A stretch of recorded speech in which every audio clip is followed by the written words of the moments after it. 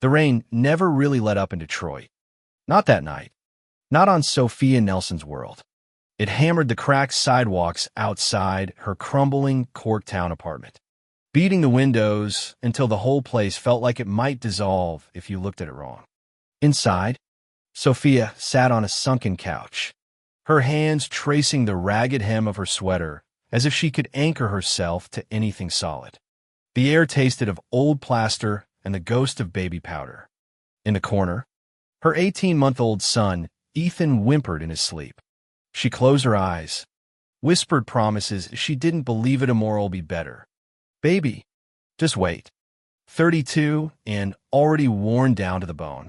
Sophia's dreams of labs and biochemistry degrees felt like something that happened to a different person. Now there was just this room, these 4 battered walls, and the fridge humming its tired protest from across the way. She'd scraped the last formula tin clean hours ago, made do with water and a prayer. Her phone, cracked and stubborn, glowed on the table. Sophia stared at the contact list, her finger hovering over her brother James's name. He'd helped her before, but there was always a price bride. Lectures, reminders of debts that never really disappeared. Tonight, pride didn't matter. She typed, James, I'm sorry. Need $50 for formula. Ethan's almost out. I'll pay you back Friday. Her thumb shook as she hit send. Shame burned her up inside, but survival made you do desperate things. She didn't even double-check the number. Minutes crawled by until her phone buzzed. She snatched it uponly to see. I think you meant to send this to someone else. Panic rose hot and sharp. Wrong number. She sent another message. Fingers stumbling. Please ignore. Embarrassment stacked on top of everything else. A weight she could barely stand. What she couldn't know, 300 miles away, in a glass-walled Chicago penthouse. Her plea landed in the lap of a man who lived in another world. Charles Walker, CEO of Biotech Solutions, ex-Army medic turned billionaire, on a night when he'd planned to bury himself in work. Her words raw, desperate, hit a nerve he hadn't felt in years. Ethan's almost out. For Charles, it was a wound ripped open, a reminder of a sister lost at 19 because their family couldn't afford the care she needed. Most nights, he'd have ignored it, deleted the message, moved on, but not this time. Instead, he typed back, Is your baby going to be okay? Sophia nearly dropped her phone. A stranger's question. Simple, but heavy. She considered blocking the number, but something in the words made her pause. We'll manage. Sorry again. She wanted to end it there, but his reply came instantly. I can help. No strings. She almost laughed a humorless sound, because help from strangers always had hooks. Thanks, but I don't take money from strangers. She wrote. His answer, smart policy. I'm Charles, not a stranger. Later, when Ethan finally slept, Sophia did something she'd never done. She sent her Venmo handle, told herself it was pointless. 3 seconds later, the app buzzed. $10. 000. Her heart skipped. Too much. She texted. I only needed $50. Charles replied. It's already yours. No catch. Tears came then, hard and fast. She hadn't cried when Ethan's father left, or when she lost her job, or when bills piled up, but a stranger's kindness that broke her open. She pressed her hands to her face, let herself unravel. Outside, the rain quieted as if to bear witness. The next morning, sunlight crept through the blinds. Sophia watched Ethan play with his spoon. The notification still burning on her phone, $10. 000 received from Charles Walker. She wanted to return it, to shove away the vulnerability, but she couldn't not when it meant food for Ethan.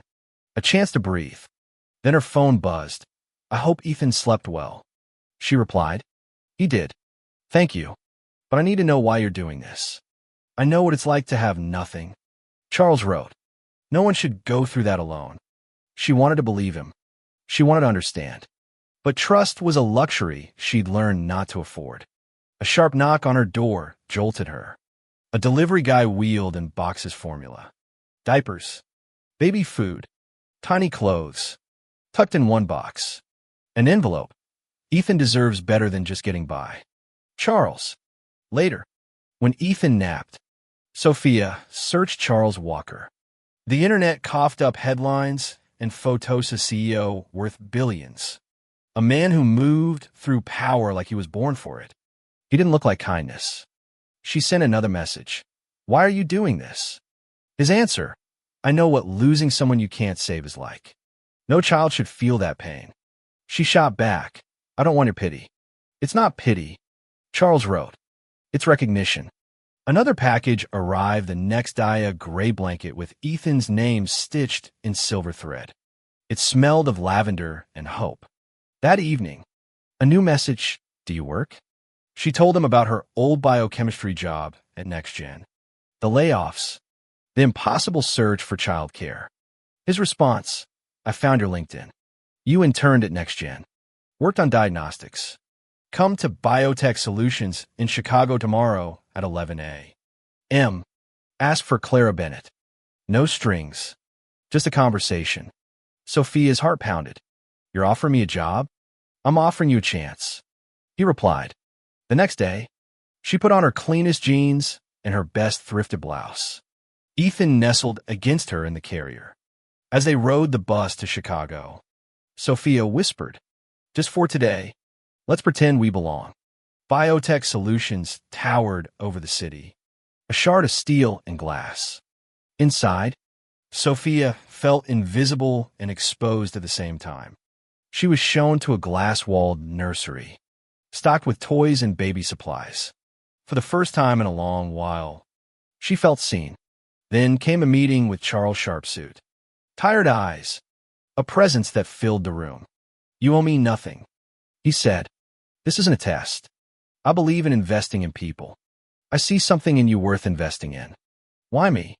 She whispered. Because you didn't ask for a handout. You fought for your son when it cost you everything. She took the job. Days turned into weeks. Sophia dove into vendor audits, her skills returning with each click. That's when she found a pattern of payments. Small sums routed to a ghost vendor called Apex Innovations. The more she dug, the more the pieces lined up. Someone was siphoning money. Someone with power. She brought it to Charles. His jaw tightened. Keep digging quietly, he told her. No names. No emails. As she worked, she felt the tension in the air, the glances. The whispers. Edward Pierce, the CFO, lingered by her office. His smile ablaze.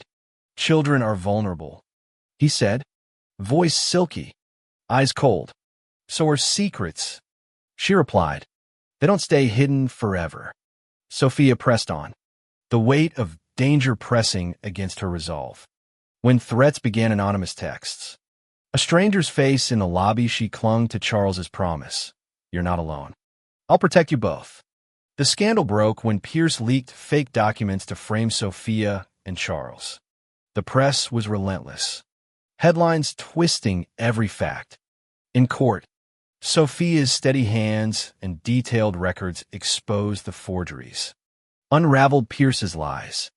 Whistleblowers stepped forward. The judge's verdict was clear, not guilty. An investigation into Pierce started at once. Outside the courthouse, Charles wrapped an arm around Sophia as they pushed through the crush of cameras. It's over, she breathed. Not until he's held accountable, Charles said. But you turn the tide. Back in Chicago, Sophia watched Ethan sleep in Charles's penthouse. She'd become more than a survivor, she was a force. Charles sat beside her, blue eyes unguarded. You were never nobody, he said. You were a mother fighting for her son. That's why I couldn't look away. They built a life together, navigating stairs, rebuilding trust, daring to dream bigger. Sophia enrolled in classes, determined to finish her degree. Charles made room for her world in his. And together, they faced whatever storms the city sent their way. If this story stirred something in you, let us know below. What part hit hardest? If you believe in resilience, love, and the power of a single act of kindness, share and subscribe for more stories that remind us hope never truly dies.